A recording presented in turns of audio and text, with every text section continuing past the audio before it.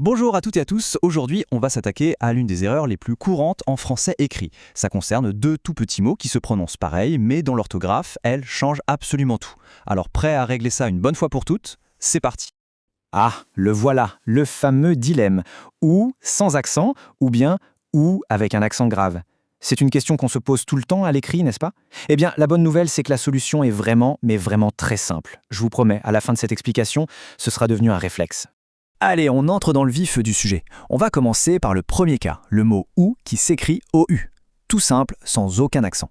Sa mission, elle est unique et super claire. Il est là pour nous proposer un choix. Bon, pour les puristes, son nom technique, c'est conjonction de coordination. Mais honnêtement, on peut oublier ce jargon. Ce qui compte vraiment, ce qu'il faut retenir, c'est que sa seule et unique mission, c'est de nous donner une alternative, de nous mettre face à un choix. Regardons quelques exemples, c'est toujours plus parlant. Tu veux du thé ou du café? Ici, le OU, il est clair, il force une décision. Impossible d'avoir les deux, c'est l'un ou l'autre. Pareil pour on va au parc ou on reste à la maison. Le OU nous met face à une bifurcation. Il faut choisir une seule direction. C'est vraiment le mot du choix, de la décision. Et maintenant, attention, voici la super astuce. C'est le petit truc qui va tout changer. Pour être sûr de son coup, on essaie simplement de remplacer « ou » par « ou bien ». Si la phrase a toujours du sens, si elle sonne juste, bingo, c'est le « ou » sans accent. On reprend l'exemple, tu veux du thé ou bien du café, ça marche parfaitement. Ok, maintenant qu'on a vu le OU du choix, passons à son cousin, le OU avec l'accent grave. Et là, attention, son rôle est radicalement différent. Lui, son job, c'est de nous parler de lieu et de temps. Il nous fait voyager. Alors oui, son petit nom, c'est adverbe ou pronom relatif. Mais encore une fois, peu importe. Ce qu'il faut graver dans sa mémoire, c'est que « ou » avec un accent, ça sert toujours à indiquer soit un endroit, soit un moment. Il répond aux questions « où ça » ou « quand ça ». Regardons ce que ça donne concrètement. Où habites-tu? Facile, on demande un lieu. La ville où je suis né. Là aussi, où nous parle d'un endroit. Mais regardez bien le dernier exemple, c'est là que c'est intéressant.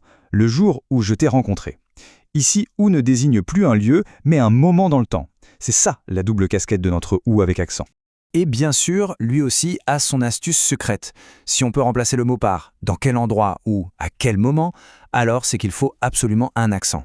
Alors oui, je suis d'accord, la phrase « la ville dans quel endroit je suis né » sonne un peu bizarre, c'est pas très joli.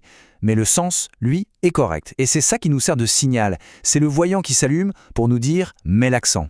Bon, on a vu les deux cas, on a vu les deux astuces. Maintenant, on met tout ça face à face pour créer le test ultime, le test infaillible. Le truc qui fait qu'on n'hésitera plus jamais.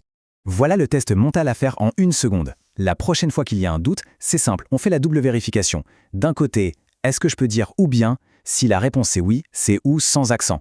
De l'autre, est-ce que ça parle d'un endroit ou d'un instant? Si la réponse est oui, alors c'est ou avec accent. C'est tout, c'est logique, c'est imparable. Allez, pour que ce soit vraiment gravé dans le marbre, on va distiller tout ça en une seule et unique règle d'or. Une image mentale, super simple, impossible à oublier. Et voilà, tout se résume à ce tableau. Ou sans accent, c'est le mot du choix. Ou avec accent, c'est le mot du lieu ou du moment. C'est tout. Deux mots, deux fonctions bien distinctes. S'il n'y a qu'une seule chose à retenir, vraiment, c'est ça. Finalement, on voit bien que la maîtrise d'un tout petit détail comme celui-ci, ça peut vraiment changer la clarté de tout un texte. Et ça ouvre une question intéressante. Quelle autre petite règle de grammaire, une fois qu'on l'a comprise, a ce pouvoir de tout changer, de tout rendre plus clair? C'est une bonne question à se poser pour continuer de progresser. Merci beaucoup d'avoir suivi et à très bientôt.